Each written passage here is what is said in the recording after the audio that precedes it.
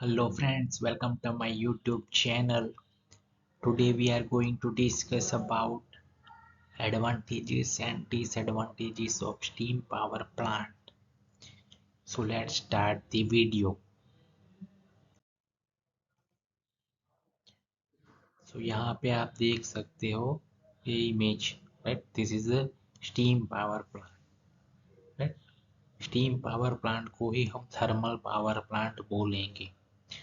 यहाँ पे steam power plant क्यों कहा जाता है? क्योंकि यहाँ पे with the help of steam हम स्टीम टरबाइन को रोटेट करवा के पावर प्रोड्यूस करते हैं, इसीलिए उसे स्टीम टरबाइन बोलते हैं।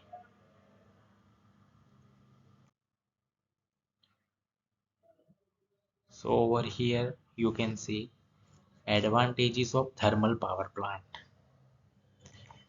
So उसमें फर्स्ट रहेगा लो इनिशियल कॉस्ट। इनिशियल यानी कि स्टार्टिंग में, राइट? उसका जो स्टार्टिंग का कॉस्ट यानी कि जो खर्चा रहता है वो कैसा रहता है? लो यानी कि कम रहता है। Fuel is used coal which is quite cheap.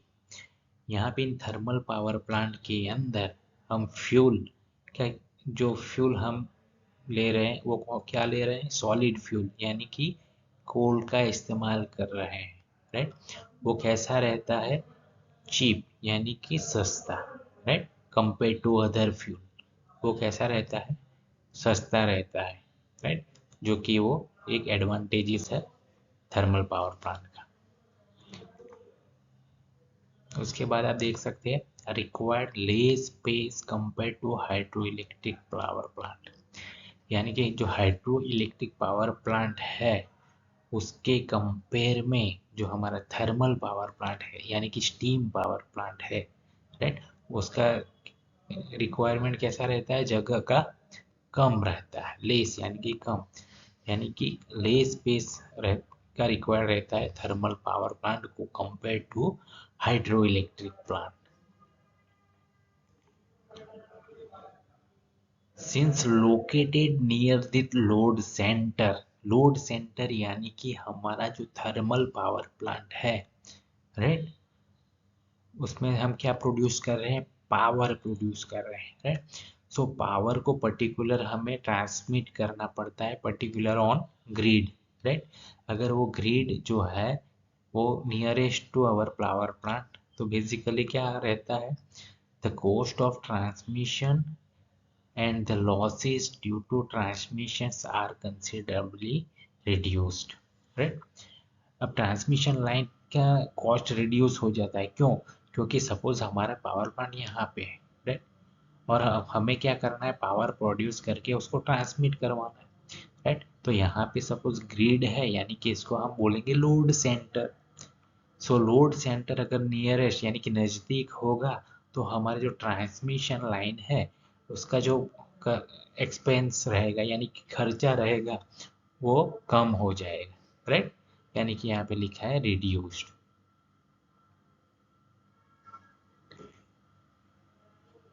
The construction and commissioning of thermal power plant take lesser period.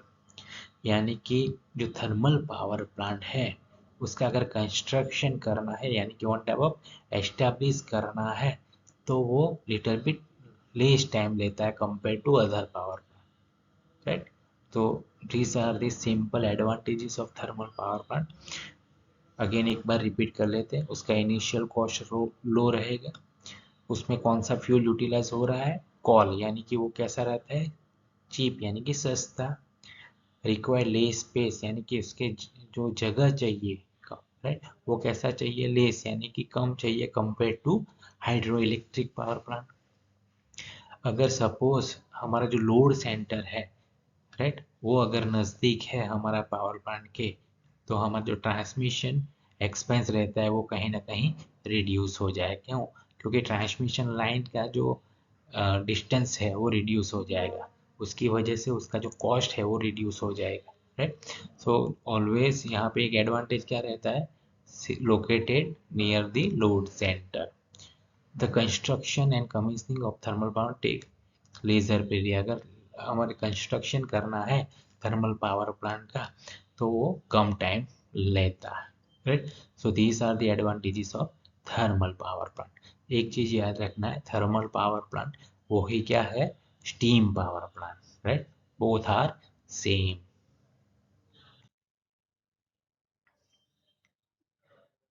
अब हम बात करेंगे disadvantages of thermal power plant के बारे में। सो फर्स्ट यहाँ पे देखिए, fuel is non renewable source of energy, right. हम जो फ्यूल ले रहे हैं, हमने कौन सा फ्यूल यूटिलाइज किया है, कॉल, जो कि क्या कैसा है, नॉन रिन्यूएबल, यानी कि कॉल का हम फिर से इस्तेमाल नहीं कर सकते, that's why it is called non renewable. Huge water is required. एक चीज याद रखना है, थर्मल पावर प्लांट यानी कि स्टीम पावर प्लांट में वाटर का रिक्वायरमेंट ज़्यादा रहता है। क्यों? क्योंकि हमें बेसिकली क्या करना है, फ्यूल में से जो हीट मिलता है, हीट किसे देना है, वाटर को देना है, राइट। सो वाटर में से स्टीम जनरेट होगा और वो वही स्टीम में से हम स्टीम टरबाइन रोटेट करवाएंगे, राइट। सो उसमें क्या होगा, one type of mechanical energy produce होगा, राइट। उसके साथ जनरेटर कनेक्ट करके वही मैकेनिकल एनर्जी का इलेक्ट्रिकल एनर्जी में कन्वर्ट करेंगे, राइट। सो यहाँ पे मेन हमारा क्या पोर्शन रहा है, वाटर, यानी कि huge water is required in thermal power plant. Efficiency decrease with decreasing load. अगर लोड डिक्रीज करता है तो थर्मल पावर प्लांट का एफिशिएंसी भी डिक्रीज हो जाएगा, राइट। ये लोड और एफिशिएंसी दोनों वाइस वर्सा रहता है इन थर्मल पावर प्लांट में। Storage required for storage is more, यानी कि वन टाइप ऑफ याद रखना है, थर्मल पावर प्लांट है जिसमें हम फ्यूल जो यूटिलाइज कर रहे हैं वो कौन सा यूटिलाइज कर रहे हैं, कोल का, right. So basically in thermal power plant में कोल का स्टोरेज होना रिक्वायर्ड है, यानी कि आवश्यक है। क्यों? क्योंकि सपोज कोल का जो यूटिलाइज हो रहा है, राइट। सो कभी कभार क्या होता है कि कोल जो माइनिंग है वहाँ पे स्ट्राइक होता है, अदरवाइज ट्रांसपोर्टेशन, हम कोल को जो ट्रांसपोर्ट करवाते हैं, राइट, तो ट्रांसपोर्टेशन फैसिलिटी यानी कि ट्रक वगैरह में स्ट्राइक होता है, तो जो कोल है वो हमारे पावर प्लांट में अगर अवेलेबल नहीं है, राइट, तो क्या हो जाएगा, हम पावर प्रोड्यूस नहीं कर पाएंगे, राइट। सो बेसिकली हमें कहीं ना कहीं उसका स्टोरेज रिक्वायर्ड है, स्टोरेज, सो इसके लिए कोल का स्टोर रखने के लिए, तभी हमारा power plant keep continue work करेगा। Man power required is more. आपको पता है थर्मल पावर प्लांट में there are number of labour are working, right. So कहीं ना कहीं हमें मेन पावर ज़्यादा चाहिए थर्मल पावर प्लांट में। Cost of power generation is high. So thermal power plant में जो पावर प्रोड्यूस करते हैं, राइट, उसका कॉस्ट ज़्यादा होता है, राइट, क्योंकि वो पावर प्रोड्यूस करके with the help of transmission line हमें ग्रिड को लोड सेंटर पे पहुंचाना है, right. So basically all cost यहाँ पे इंक्लूड होगा, तो बेसिकली जो पावर जनरेशन होगा in thermal power plant, right, उसका कॉस्टिंग ज़्यादा आएगा। Smoke produce by burning the fuel causes air pollution. अब स्मोक प्रोड्यूस होगा, क्यों? क्योंकि यहाँ पे लिखा है बर्निंग द फ्यूल।